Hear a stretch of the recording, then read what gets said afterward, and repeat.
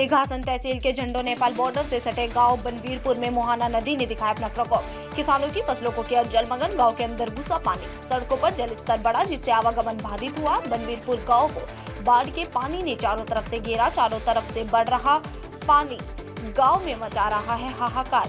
किसान फसलों को देखकर हो रहे बेहाल। कुछ लोगों के घरों में घुसा पानी। कुछ ग्रामीणों का कहना है बाढ़ के पानी में देखा गया मगरमच्छ, जिससे ग्रामीणों में बना है दहशत।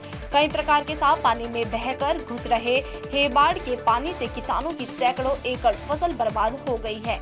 लगातार हो रही बारिश लोगों के लिए आफत बनी हुई है, जिससे लोगों में काफी डर का माहौल बना हुआ है।